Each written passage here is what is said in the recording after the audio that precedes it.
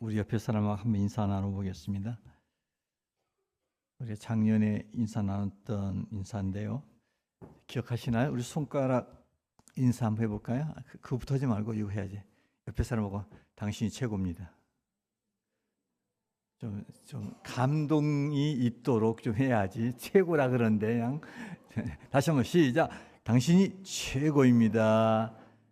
다음 그만하고 나 쳐다보고 자 보세요. 승리하세요. 승리하세요. 자, 네 손가락 펴가지고 사랑합니다. 사랑합니다.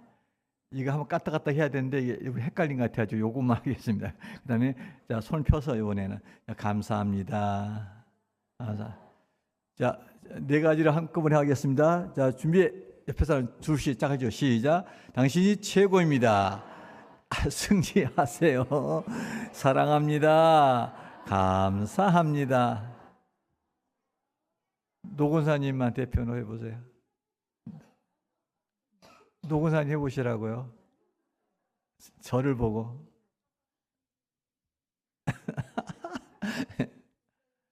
오라이. 그 다음 뭐지? 네, 감사합니다. 사랑합니다. 이렇게 하면 안 되고 이렇게 해야지. 이렇게. 네. 그다음 네, 감사합니다. 예, 한번 그렇게 하겠습니다. 우리 정희수 집사님 한번 해보시죠.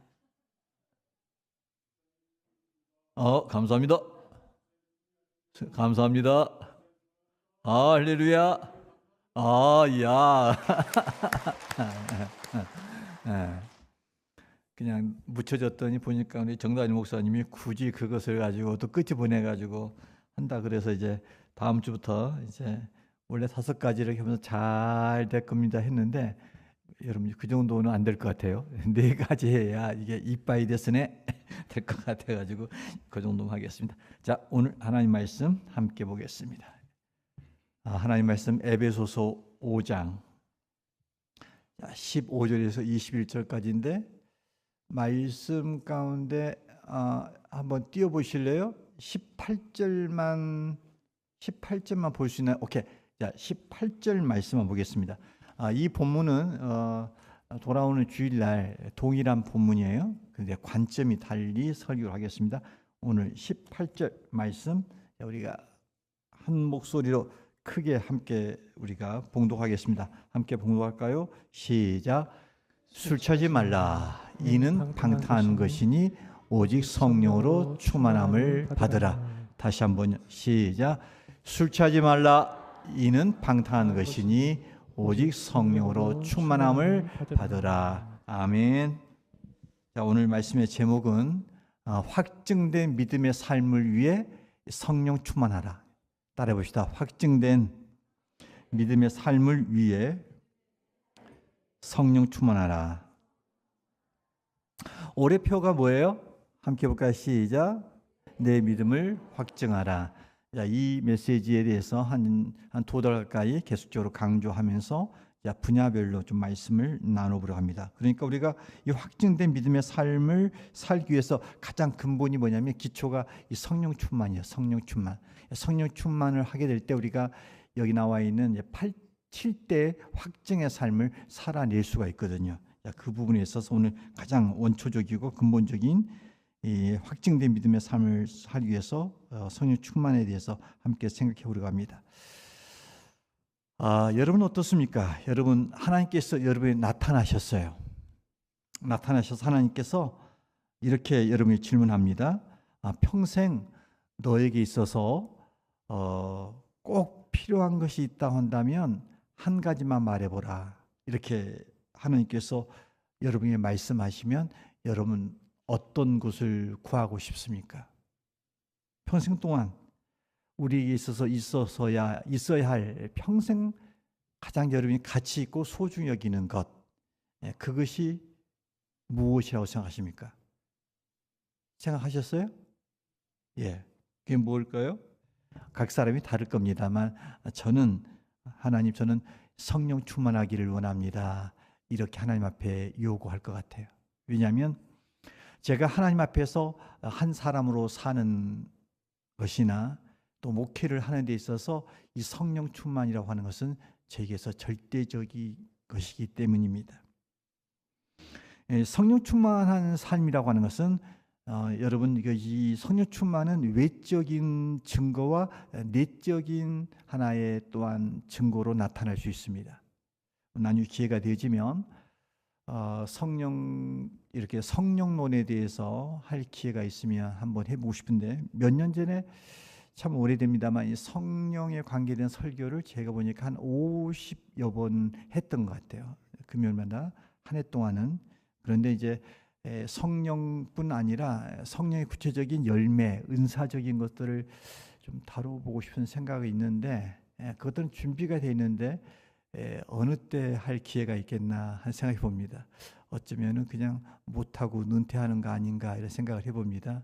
왜냐하면 금요일날 정다니 목사가 이 강단을 주로 하기 때문에 제가 또 해야 될 폭넓은 메시지를 제가 못하는 부분이 있어요. 그런데 저는 보니까 우리 정다니 목사가 이 금요일날 이것을 감당해 줌으로 말미암아 저는 많은 이렇게 육체적인 하나의 소진성이 덜해지고 있어서 저는 감사하게 생각합니다. 그리고 금요일날 이 사도행전 강좌를 듣고 있는데 그 메시지가 굉장히, 여러분 우리 정다니 목사님의 설교는 굉장히 깊습니다. 저하고 좀 패턴 다르죠. 패턴은 다른데 보기 드문 메시지를 전하는 설교자예요. 여러분 그거 인정하시나요? 크게 말씀하셔야 됩니다. 없을 때 말하니까. 자, 이게 녹화는 될 거예요. 아마 근데 한 번은 사모님 오셨나요? 안 오셨나요? 이게 다 말이 들어가거든요. 다시 묻겠습니다. 정다희 목사가 탁월한 설교라고 인정하십니까? 예, 아마 녹음 잘 해놓으시기 바랍니다. 아무튼 정년 인생에 있어서 이 성령 충만한 하나님의 사람, 또 목회자가 제가 간절히 기대하고 또한 고대하는 바입니다. 이 성령 충만이라고 하는 것은 그것이 이제 외적으로 또 내적으로 나타날 수 있는데, 가장 이 성령 충만의 내적인 것은 뭐냐면 내 안에 거하시는 이 성령님을 늘 의지하고자 하는 마음이 있는 겁니다. 그리고 내 안에 거하시는 이 성령님을 인도를 따라서 순종하고자 하는 그 마음이 있는 겁니다. 그리고 성령 주신 이 평안 가운데서 내 삶이 항상 기쁘고 감사하고 찬송하는 삶, 이것이 내면에서 성령이 충만하다 하는 것이 내면적인 증거가 이런 거죠. 성령님을 의지하고 늘 그 인도를 받고 때로는 내 안에서 그 주가 주신 평안을 가지고 기뻐하고 감사하며 찬송하는 삶, 이것이 매일매일 유지되고 있다 그러면 이것은 성령 충만하다 이렇게 보면 될 겁니다. 뭐 외적인 하나의 다양한 열매가 없지 않아 있습니다. 권능을 행할 수 있고 다양한 은사를 행할 수 있는데 그런 것들보다 뭐 그런 것들이 중요하지 않는 것은 아니죠. 우리가 사역적인 면에서 그것도 필요하지만은 가장 중요한 것은 이제 우리 안에서 내면적인 이 질서가 잘 자리 잡혀 있는 것, 이게 바로 성령의 충만함이다 이렇게 말씀을 드릴 수 있어요. 그러니까 이 믿는 자에게 있어서 이 성령 충만이라고 하는 것은 어느 한순간 이 기능적으로 필요한 수단이 아니에요. 이 성령 충만이라고 하는 것은 우리가 일평생 이것은 유지해 가야 될 영적 상태이자 능력 있는 삶의 원동력인 것이죠. 자, 그렇다면 내가 지금 삶에 있어서 성령 충만한 사람인가 아닌가, 이것들이 진단이 필요하겠죠. 성령 충만하지 못했을 때 나타나는 여러 가지의 표징, 증표가 있어요. 한번 체크해 보실래요? 손으로 꼽아 보세요. 첫째는 뭐가 나타나면 예배를 드림이 무료하게 느껴지고, 예배를 드리는 기쁨이라든가 또는 말씀을 들어도 들려오는 하나님의 음성이 없는 거예요. 또 하나는 기도가 안 돼요. 그리고 기도하는 그 자체가 굉장히 힘이 드는 거예요. 또 하나의 증상은 뭐냐면 입술로 우리가 찬양을 하고 있습니다만 그 가사와 동떨어진 마음의 상태일 뿐 아니라 마음이 열리지 않고 그 찬양을 통한 기쁨, 찬양이 주는 이 능력이 경험이 안 되는 거예요. 또 하나, 이 평상시에 하나님 말씀을 가까이 하지를 않는 거예요. 거기에 대한 필요성이, 영적 갈급함이 없는 거예요. 때로는 이 믿지 않는 영혼에 대한, 그 불신자 영혼에 대한 이것들이 관심이 없어요. 더 나아가서 이 하루를 돌이켜보면 하나님에 대한 생각을 거의 하지 않고 하루를 지내고 있어요. 나가서 하나님의 뜻, 하나님 마음, 하나님의 기대를 알긴 알 것 같아. 그런데 여기에 따르지 않고 순종하지 않는 거예요. 또한 이게 분명히 죄인 줄 알아요. 근데 죄인 줄 알면서도 동일한 죄를 반복해서 짓고 있는 거예요. 나가서 교회 안에서는 우리가 신자로서 그런 체면과 위치를 차지하고 있지만은 세상 밖에 나가면 세상 사람들과 똑같아요. 말하는 것, 생각하는 것, 행동하는 것들이 별로 다를 바가 없어요. 이런 것들이 이렇게 조사해 보면 여러분이 몇 가지로도 이것이 걸린다 하면은 내 영적 상태가 지금 충만하지 않다. 성령으로 충만한 상태가 아니다. 이렇게 생각하면 될 거예요. 믿는 사람들에게 있어서 이 성령과의 관계는 떨어질 수 없는 불가분의 관계입니다. 성령은 필요에 따라서 우리가 요구되어지고 요청되어지고 그 기능적으로 필요해서 성령 충만을 받자는 게 아니에요. 성령과 우리 믿는 사람들은 떨어질 수가 없는 구조적인 합일체예요. 그러니까 우리가 진실로 예수님을 나의 주, 나의 하나님을 믿고 있잖아요. 그러면 예수님을 나의 주, 나의 하나님을 믿는다. 이 말은 그 사람이 구원받은 사람이다. 이렇게 볼 수 있어요. 그런데 그 구원받은 사람 속에는 이미 성령님이 들어와 계시는 거예요. 그러니까 우리가 예수를 믿고 있다. 이 자체는 내 안에서 성령님을 모시고 있다. 그러면서 성령을 모신 사람은 이제 무소하는 종의 노예로 살지 않아요. 죄의 노예로 살지 않고 이제 하나님의 자녀로서 살게 되는 거죠. 그리고 우리가 예수를 믿게 되어지면서 성령 안에 거하게 되어지면 우리는 더 이상 육에 속한 사람이 아니라 영에 속한 사람이 된 거예요.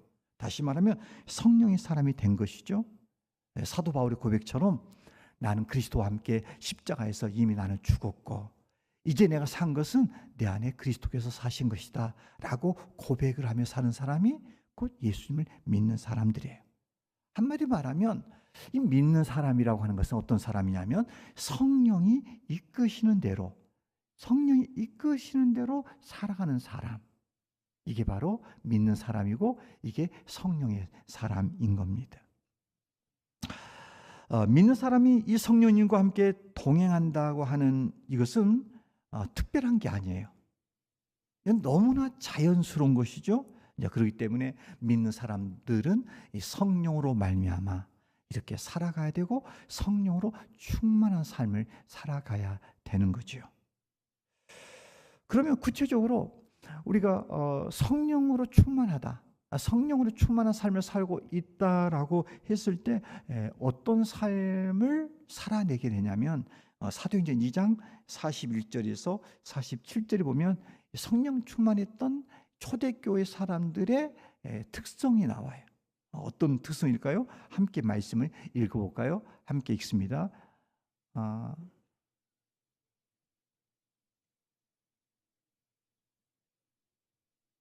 이렇게 안 나오면 없는 거예요?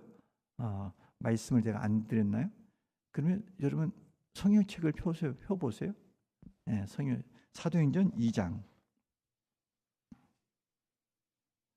41절에서 47절까지 말씀이에요. 자, 마이크 잡으신.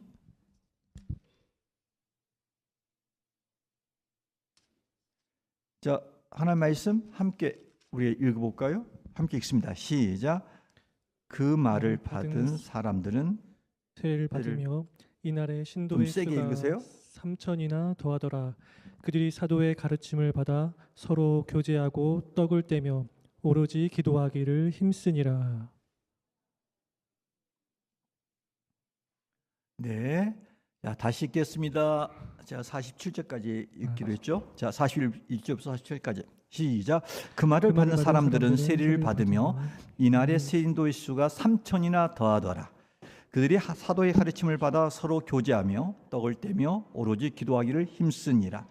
사람마다 두려워하는데 사도들로 말미암아 기사와 표적이 많이 나타나니 믿는 사람이 다 함께 있어 모든 물건을 서로 통용하고 또 재산과 소유를 팔아 각 사람의 필요를 따라 나눠주며 날마다 마음을 같이하여 성전에 모이기를 힘쓰고 집에서 떡을 떼며 기쁨과 순전한 마음으로 음식을 먹고 하나님을 찬미하며 또 온 백성에게 칭송을 받으니 주께서 받는 사람을 날마다 더하게 하시니라. 감사합니다. 여러분, 이 말씀을 좀 더 우리가 구분해 볼까요? 초대교회 성도들이 이 오순절날 성령의 충만을 받게 되었어요. 나타난 현상들이 있었죠. 제가 분석해 볼게요. 하나는 뭐냐면 복음을 담대하게 전했다는 겁니다. 다시 말하면 성령 충만한 사람은 이런 증상이 나타나는 거죠. 복음을 담대히 전한다. 두 번째 뭡니까? 그들은 사도들의 가르침을 받기 위해 힘썼다. 그러니까 영적 지도자의 가르침 앞에 그들이 굉장히 거기에 사모해서 말씀 배우기를 힘썼다는 겁니다. 그리고 성도들끼리 서로 교제하는 일을 즐거워했다. 그런 거죠. 그리고 그들은 함께 모여서 떡을 떼는 일, 늘 모여서 애찬을 하는 것을 좋아했다. 그리고 분주한 시간 가운데서 시간을 내서 오로지 기도하는 것에 힘썼다. 그리고 성령의 권능이 삶 속에서 이 표적과 기사로 나타났다. 그리고 공동체 안에서 모든 물건을 서로 통용하였다. 자기 재산과 소유를 팔아서 각 사람의 필요를 나눠주는 이 구제하는 일과 형제를 돌아보는 일들을 기쁘게 감당했다. 날마다 마음을 같이해서 성전에 모이기를 힘썼다. 자기 집을 공개하여 집에서 떡을 떼며 기쁨과 순전한 마음으로 음식을 나눠 먹었다. 하나님을 뜨겁게 찬양했다. 이로 인해서 세상 사람들에게 칭찬받는 자들이 되었다. 성령 충만은 숨길 수가 없어요. 이거 자연스럽게 나타나는 거예요. 일상에서 이름하여 믿음을 확증해 보이는 삶을 살았던 것이죠. 이렇게 성령을 충만한 사람들로 인해서 당시 사람들은 세상 사람들은 눈이 휘둥그레졌어요. 이게 뭐지? 도대체 기독교가 무엇이길래 저들이 교회만 가면은 사람이 달라지는 거예요. 가치관이 달라집니다. 생활 패턴이 달라집니다. 이웃과의 관계가 달라집니다. 이 삶의 모든 것들이 일상에서 이게 나타나는 거예요. 그러자 그것을 보고 나도 교회를 가고 싶다 하는 사람들이 이렇게 나타나서 말씀해 보니까 이 구원받는 사람의 수가 날마다 더했다. 날마다 구원받는 사람들이 증가했다. 그래서 하루에도 믿는 자의 수가 3천, 5천이나 됐다. 이것이 이 성령으로 충만한 초대교회 교회상이자 성도의 원형적인 모습입니다. 한마디로 말하면 성령 충만한 초대교회 사람들의 모습은 일상에서 믿음을 확증해내는 삶을 살았다는 겁니다. 그들의 믿음은 이론이 아니었어요. 지식이 아니었어요. 추상이 아니었어요. 탁상에서 하나의 그렇게 논평을 말하는 사람들이 아니라 행함과 진실함으로 삶 속에서 증거되어지는, 입증되어지는, 확증되는 믿음의 삶을 살았다. 누가? 성령으로 충만한 사람들. 그러니까 이 시대에도 교회 안에서뿐 아니라 직장 안에서 우리의 주변에서 진정 성령 충만한 사람은 그게 말로도 충만함을 드러낼 수 있지만 또는 모든 생각과 삶의 모습에서 성령 충만의 그러한 빛은 향기는 드러난다. 여러분 한번 우리가 꿈을 꿔봅시다. 오늘날 우리가 교회 안에서 이 초대교회 성도들처럼 성령의 충만한 특성들이 내 안에, 우리 교회 안에, 이 민족 가운데 믿는 크리스찬 안에 이런 초대교회의 특성이 일어나면 어떤 일이 날 것 같습니까? 이런 성령 충만한 사람들에 의해서 기독교가 이제는 로마 제국을 바꿔놓습니다. 우리가 성령으로 충만하게 되어지면 정말 이 놀라운 역사가 우리의 주변에서, 우리의 가정 안에서, 교회 안에서, 사회 속에 일어나지 않을까요? 많은 사람들이 아니라 나부터, 우리 교회부터 한국에 있는 크리스찬 한 6, 700만 명의 성도들이 성령으로 충만하면 이 5천만의 민족을 못 바꾸겠습니까?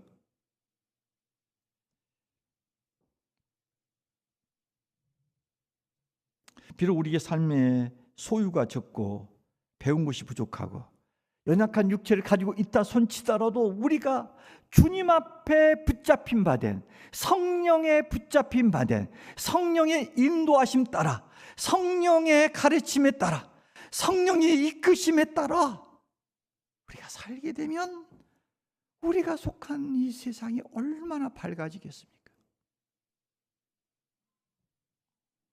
초대교회 성도들이 가졌던 성령 충만을 우리가 만약에 경험하고 그렇게 유지하고 산다면 우리 앞에 어떤 유혹과 시험 앞에서도 우리는 이기게 될 줄로 믿습니다.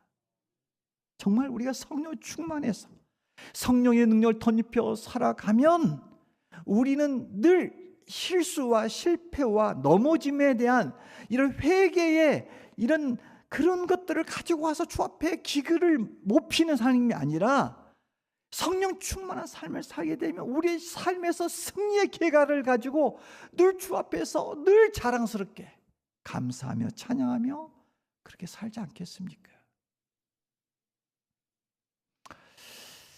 따라서 우리는 성령 충만을 이렇게 사모하고 그렇게 가야 됩니다. 그것이 나를 변화시키고 내 믿음을 구체적으로 삶 속에서 확증해낼 수 있는 하나의 힘이 되기 때문입니다. 그러면 우리가 어떻게 해야 성령으로 충만해지는가? 어렵지 않습니다. 너무 쉽습니다. 근데 우리가 그렇게 생각하지 않고 성령의 충만을 별로 생각 없이 그냥 반해. 우리의 기도 속에서 성령 충만이 최우선이 되지 않고 우리가 나타나는 문제와 사건과 필요에 의해서 늘 구하는 것은 많지만 가장 우리가 근본적으로 갖춰야 될 이 성령 충만을 우리가 사모하지 않고 고대하지 않기 때문에 우리가 충만하지 않을 수 있는 거예요. 오늘 제가 3가지를 말씀드립니다. 너무 알고 있는 진리예요. 단순한 거예요. 이것을 지켜갈 때 우리 삶 속에서 성령 충만을 할 수 있는 거예요. 그러면 어떻게 해야 성령으로 충만할 수 있을까요? 그 첫 번째는 먼저 인식입니다. 인식. 뭐에 대한 인식이냐면 따라합시다. 성령님이 내 안에 내주하고 계시다. 여러분 한번 여쭤볼게요. 여러분 정말 성령님이 여러분 안에 내주하고 안에서 거하고 계시다는 것을 여러분 진정 믿고 알고 계십니까? 여러분 성령님은 이미 우리 안에 거하십니다.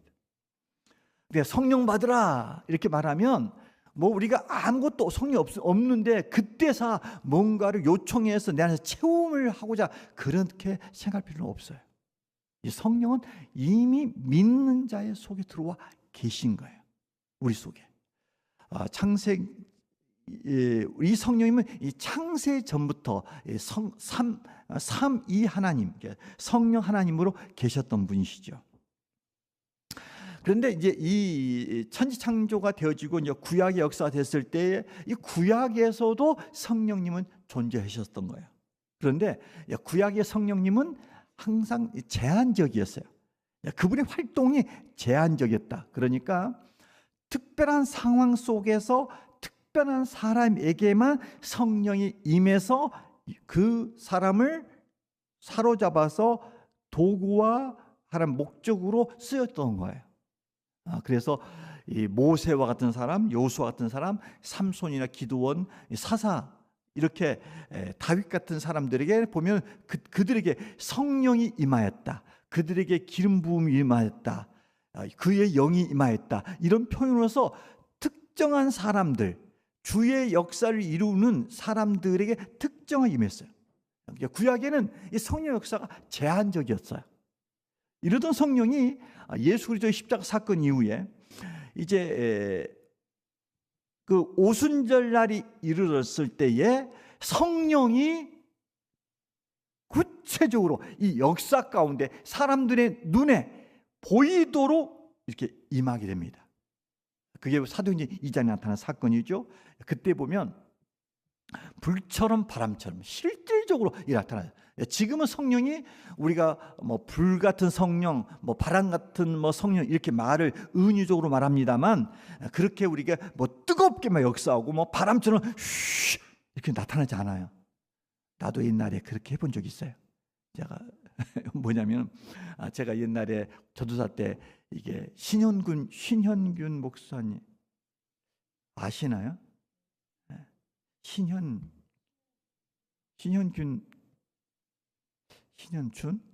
예. 신현균 아니었나요? 뭐 관계없어요. 그거 모른다고 해서 틀렸다고 해서 청구하는데 문제 안 되는데. 아무튼 그 목사님하고 장영철 목사님이 계셨어요. 그때에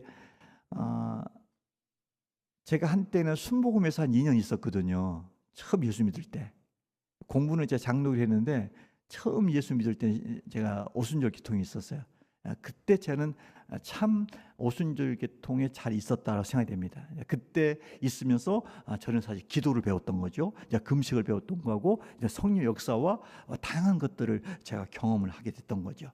만일 제가 장로교 공부만 쭉 한 13년인가 해왔는데 그렇게만 했단다면 제가 가지고 있는 성령의 역사 이런 것들에 대한 이 수용성들이 조금 이렇게 너무 좁을 수 있을 것 같아요. 그런데 이제 옛날에는 성령이 이제 불처럼 바람처럼 임한다 그랬어요. 그때가 한 70년대 말 80년대 초에서 그때는 부흥회가 얼마나 많았는지 몰라요. 기억나시나요? 그때 부흥회 할 때마다 정말 아이들도 그 은혜 받고자 해서 학교에서 오면은 이 교회 저 교회 찾아다니면서 부흥회를 참석을 했던 것이죠.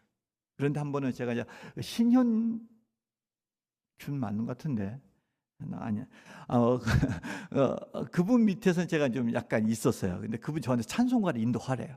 그분이 주강사고 제가 찬송을 막 인도하다가 저한테 그러더라고요. 야, 학생, 내가 기도할 때 마이크 잡고 바람 소리 내, 알았지? 그게 무슨 말이냐면, 자, 성령 받아라 이렇게 말하잖아요. 그럼 바람처럼 임한다. 그러면 제가 마이크 들고 쉬 이렇게 했던 과거가 있습니다. 저를 용서해 주십시오. 제가 이렇게 헛한 짓을 제가 했습니다. 나중에 보니까 그러면 안 되는 거예요. 그렇게 하면 안 되는데 그렇게 하라 그러니까 그렇게 하면 그 당시에 돈을 줬거든요. 찬송가 부르고 한 일당 뛰면 한 10만 원 얼마씩 주면 제가 그 용돈 썼거든요. 그래서 했는데 지금 그렇게 말하면 그건 이상한 목사예요. 그런데 이미 성령은 우리 안에 와 있는 거지요. 우리가 고린도전서 12장 3절에 오면 이렇게 말씀이 기록되어 있어요. 자, 이 말씀 함께 읽어볼까요? 시작. 내가 너희에게 알리노니 하나님의 영으로 말하는 자는 누구든지 예수를 저주할 자라 하지 아니하고 또 성령으로 아니하고는 누구든지 예수를 주시라 할 수 없느니라. 여러분 보세요. 이 말씀은요. 성령으로 아니하고는 누구든지 예수를 주시라 할 수 없다. 다시 말하면 성령님이 우리 안에 들어오셔서 우리의 지각과 우리의 영성을 깨우쳐 준 거예요. 그래서 예수님이 이게 구원자이구나 이것을 알게 해줬다는 거예요. 우리의 지혜로 된 게 아니고 우리의 혈통으로 된 것도 아니고 우리의 가지고 영특함 된 게 아니라 성령이 우리 안에 들어오셔서 예수 그리스도가 누구인가를 알게 해준 거예요. 그러면서 그 성령님이 우리 안에 거하신 거예요. 그렇기 때문에 우리가 예수님을 믿고 있다? 그것은 이미 성령이 내주하고 있다는 거예요. 따라서 우리가 성령의 충만함을 받으려면 제일 먼저 우리 안에 성령님이 계신다.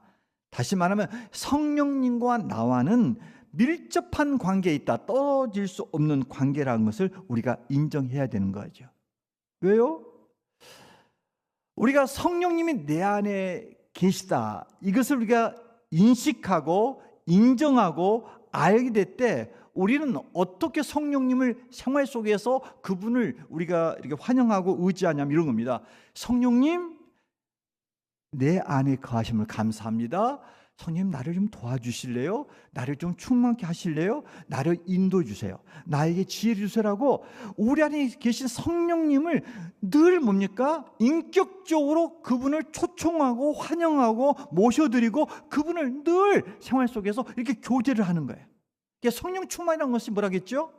성령 충만은 내 안에 계신 성령님과 함께 친밀함을 가지고 늘 생활 속에서 그분을 의지하고 그분을 사모하고 그분을 붙잡고 그분을 초대하고 그분과 함께 하는 것.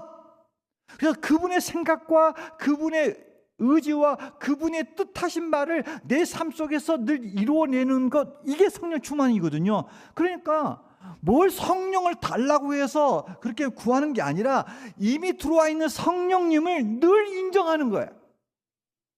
성령을 찾는 거예요. 의지하는 거예요. 그리고 성령님을 늘 앞장 세우는 것. 이렇게 될 때 우리가 뭡니까? 그 성령님을 우리가 이렇게 찾고 의지하고 도우심을 구하면서 우리가 그분의 뜻을 따르면서 우리 몸과 의지와 우리 생각이 늘 성령님이 기뻐하시던 따라가게 될 때 이게 바로 성령이 충만하는 거예요. 쉬워요, 어려워요? 너무 쉬운 거예요. 그래서 제일 중요한 건 뭐냐면 성령님이 내 안에 계신다. 뭐 특별히 그것을 구하여서 뭐를 채울 듯한 이런 것이 아니라 이미 내주하고 계신 성령님을 매 순간순간마다 인정하고 환영하고 그분을 찾고 의지하고 도움을 구하게 될 때, 그 성령님을 늘 앞장 세우게 될 때, 그 인도하심을 따라갈 때 우리가 성령으로 늘 살아가게 되는 거예요. 그러므로 우리 삶 속에 이게 성령 충만함이 나타나는 거예요. 그러니까 여러분, 성령 충만, 그렇구나. 우리 안에 계신 성령님을 늘 인식하고 의지하고 찾고 그분을 바라보며 그분을 뜻을 묻고 이렇게 사는 것, 이게 성령 충만이기 때문에 저와 여러분 삶 속에 우리 안에 거하신 성령님을 인정하고 환영하고 늘 그것을 의식하며 살아가기를 주의 이름으로 축원합니다.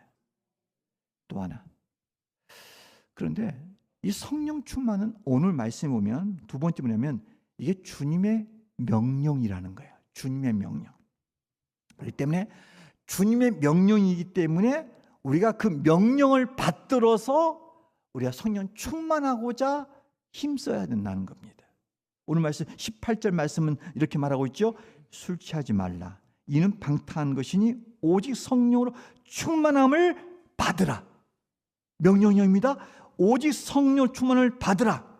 이 명령이 몇 가지 명령이에요. 이 문법적으로 분석해 보니까 몇 가지 명령. 첫째 뭐냐면 이것은 절대 명령이에요. 절대 명령. 그러니까 성령 충만, 믿는 사람에게서 성령을 의지하며 살아가는 것, 이것은 선택이 아니라는 거예요. 이것은 뭡니까? 꼭 받아야 된다. 꼭 받아야 된다. 선택이 아니라 필수다 하는 거예요. 또한 이 성령 충만을 받은 것은 명령형인데 어떤 명령이냐면 그것은 보편명령이에요. 보편적 명령. 이게 무슨 말입니까? 이 성령 충만함은 특별한 사람만 받는 게 아니에요. 이것은 모든 신자들이 추구해야 될 영적인 하나의 체험이에요. 그래서 이것은 어린아이부터 해서 노년층에 이르기까지 전 성도가, 전 세대가 성령으로 충만해야 돼요. 성령이 충만해야 돼요. 또 성령님이 사실 임하는 거 보면 어떻습니까? 어린아이들에게, 또는 청년들에게, 또는 우리 젊은이들에게, 또는 우리가 시니어들에게 이렇게 임하는 것들을 우리가 삶 현장에서 보게 됩니다. 그러니까 성령 충만은 보편적 명령이요, 모든 사람이 다 받아야 된다는 거예요. 뿐만 아니라 어떤 명령이냐면 이것은 순종해야 될 순종 명령이에요. 그러니까 성령 충만을 받으라 이렇게 말했잖아요. 이거 주님이 또 하나의 우리에게 하신 말씀이라고요. 이 말씀을, 이 적극적인 이 명령을 우리가 받아들인다는 거죠. 그랬어요. 그렇습니다, 여러분. 우리가 성령을 우리가 어떻게 합니까? 이 성령의 활동하심을 우리가 인정하고 마음의 문을 열고 성령님 내 안에서 역사하도록 우리가 사모하면 이 역사가 강렬하게 나타나는 거죠. 그래서 우리가 반드시 순종을 해요. 특별히 이 성령으로 이 충만함은 우리가 받고자 하면 한량없이 부어져요. 요한복음 3장 34절에 기록됐죠. 자, 말씀 함께 읽을까요? 시작. 하나님이 보내신 이는 하나님의 말씀을 하나니 이는 하나님의 성령을 한량없이 주심이니라. 여러분, 성령을 여러분 찔끔찔끔 주는 게 아니에요. 한량없이 준다, 넘치게 준다, 우리가 구하는 대로 준다는 거예요. 이게 성령님을 늘 명령하셨던 그분 앞에서 우리가 뭡니까? 이것을 우리 안에 채우고자 하는 명령, 순종하게 될 때 한량없는 은혜로 우리 임한다는 것이죠. 이름하여서 술이 들어가면 알코올이 그 사람의 모든 것을 이렇게 지배하듯이 성령을 사모하는 것만큼 우리 심령수에 불처럼 바람처럼 기름 붓듯이 임한다는 거예요. 여러분, 그러므로 우리가 늘 이것들을 해야 돼요. 그리고 이 성령 충만을 받으라는 것은 계속 명령이에요. 계속 명령은 뭐냐면 성령 충만은 한시적, 단회적 어떠한 순간만 필요한 게 아니에요. 이것은 뭡니까? 우리의 영원한 삶, 하나님 나라에 이를 때까지 이 땅에서 우리의 삶 전체가 성령으로 충만히 계속되어야 된다는 거죠. 마치 바나바 스데반 집사가 평상시에도 성령으로 충만한 사람이었다라고 성경이 말하듯이 우리의 충만함은 어느 한때에 있다가 그냥 없어진 게 아니라 우리 안에 계속적으로 있어주는. 그러므로 이 성령 충만을 받으라고 하는 이 명령이 절대 명령이자 모든 사람이 받아야 될 이 보편적 명령이자 꼭 우리가 순종하면서 받아야 될 명령이자 한 번 받으면 끝난 것이 아니라 계속돼야 될 명령으로 우리가 이렇게 알고 이 명령에 따라서 하나님 성령 충만을 받고자 하는 명령 앞에 우리가 순종하고자 하면 이 충만함이 허락될 줄로 믿습니다. 마지막 하나, 성령 충만은 구하는 자에게 주십니다. 누가복음 11장 13절입니다. 함께 읽을까요? 시작. 너희가 악할지라도 좋은 것을 자식에게 줄 알거든 하물며 너희 하늘 아버지께서 구하는 자에게 성령을 주시지 않겠느냐 하시니라. 여러분, 이 말씀 보십시오. 구하는 자에게 성령을 주셔요. 근데 보세요. 하나님 아버지께서 모든 것을 다 주시겠대요. 그런데 주고자 하는 게 하나님께 좋은 것을 주시되 가장 좋은 것이 뭘까요? 성령이라는 거야. 그러니까 우리의 신앙에서 가장 귀하고 가장 좋은 것, 이게 뭐냐면 성령을 구하는 거예요. 성령을 구하는. 그런데 성령을 구하면 주시겠다라고 말해요. 그러니까 앞전에 제가 이렇게 말했죠. 성령 충만을 받으라. 이것은 누구예요? 주님의 명령이라겠죠. 그러면 보죠. 명령을 하셨어요. 주님이 준비해 놓고 채워줄 준비를 다 갖춘 상황인데, 야, 나에게 구해래, 나에게 너 받으라, 이렇게 말하고 있어요. 그러면 우리가 구하기만 하면 이것을 봇물 터듯이 댐의 숨을 열어서 베풀어 주듯이 우리 안에 명령하신 분이 하나님이시기에 우리가 성령 충만을 구하면 이게 하나님을 기쁘시게 하는 뜻이라고요. 그러면 뜻대로 구하는 것은 우리가 다 얻는 거잖아요. 그러므로 이 성령 충만을 우리가 구하면 받을 수 있다 없다? 받을 수 있다는 거예요. 여러분, 제가 고등학교 때 순복음교회를 한 2년 다녔다고 했잖아요. 여러분, 옛날에는 이 성령 충만을 받기 위해서 참 애썼던 것 같아요. 성령 충만에 여러 가지 징표가 있어요. 징표 가운데 하나가 뭐냐면 이렇게 도식을 합니다. 방언한 사람이 성령 충만하다, 이렇게는 보면 안 돼요. 근데 이럴 수는 있어요. 성령 충만할 때 방언의 은사가 올 수도 있어요. 이 정도 정리합시다. 한때는 제가 이게 안 되는 거예요. 교회를 갔는데 교인들이, 권사님들이 이 밤에 기도를 하시는 거예요. 저는 이제 그 당시도 이렇게 이 은혜가 너무 넘쳐가지고 막 학교를 끝나고 와서도 막 교회에서 막 기도를 했거든요. 보통 1시간에서 2시간씩은 기도했던 것 같아요. 학교를 다니면서도. 그런데 권사님들이 보니까 이 금요일 날 기도를 하는데 뭐 알아듣지 못하는 개구리 소리처럼 허요. 그래서 물어봤어요. 저게 무슨 소리였더니 방언이라는 거야. 근데 또 방언은 어떻게 하는 거예요? 따라하면 되는데 따라하는 게 아니라 성령으로 막 기도하면 하나님께서 각 사람에게 방언의 은사를 주신다는 거예요. 근데 이게 너무나 신기한 거예요. 이게 나는 영어도 못하는데 저렇게 샬샬 하면은 너무 좋아 보이잖아요. 한 개 뭐 말을 할 수 있으니까. 그래서 근데 이제 어떻게 하면 되냐면 기도를 열심히 하면 된대요. 그래서 이제 방언사 받기 위해서 제가 이제 아침 금식을 했어요. 하나님 나가 아침 금식을 하면서 방언 받을 때까지 제가 기도하겠습니다. 학교 다니면서 그런 거예요. 그런데 일주일 지났는데도 이게 생콩하고 아무것도 안 나타나는 거예요. 그런데 이제 한 14일째가 되는 날이 이제 금요일 날이었어요. 금요일 날인데 금요일 날 이제 어디를 갔냐면 저희 집이 경기도 광명시 광명동이에요. 그런데 이제 거기서 영광교회 있는데 거기서 그날 금요일 날에 여의도 순복음교회를 간 거예요.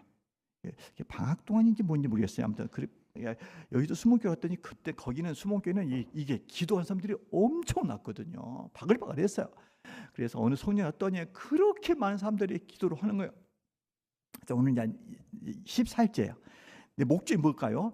오늘 내가 꼭 방언 인사를 받겠다 하는 마음을 가지고 3명이 갔어요. 3명이 가서 오늘 우리가 그것을 바꿔야 말겠다 하고 했어요. 근데 막 이제 기도 시간이 됐어요. 말씀을 끝나고 자 주여 3창 부르고 난 다음에 우리 방언하신 분들은 방언을 하고 각자 뜨겁게 기도합시다. 주여 주여 주여 이렇게 막 기도를 하고 있는데 눈을 떠보니까는 자기가 기도를 해드리게 주겠대요. 근데 보니까 저 밑에 계시는 거예요. 눈을 떴다 감았다 떴다 몇 번 했죠. 언제쯤 오시냐 하고 딱 보니까 가까이 오셔요. 그때는 이제 온 힘을 다해서 뭐 머리 흔들어 주야 연습을 막 했던 근데 그분이 오시던 내 머리박을 팍팍 치는 거예요. 팍팍 치는데 오씨 이게 이게 불이 내린 것이 아니라 얼마나 뜨겁겠어요. 이마를 쳤으니 머리를 치더니 그리고는 어떤 막 기도를 했더니 그분이 정신이 없는지 기도를 또 한 번 해주더라고요. 그런데 갑자기 혀가 막 꼬부라지는 거야. 그러면서 한국말만 하려고 그러면 이게 말이 막 터지는 거예요. 여기 막 혀가 꼬부라서. 그랬더니 옆에 있는 저는 정신을 바짝 차려. 내가 지금 이상한 소리 하면 안 된다.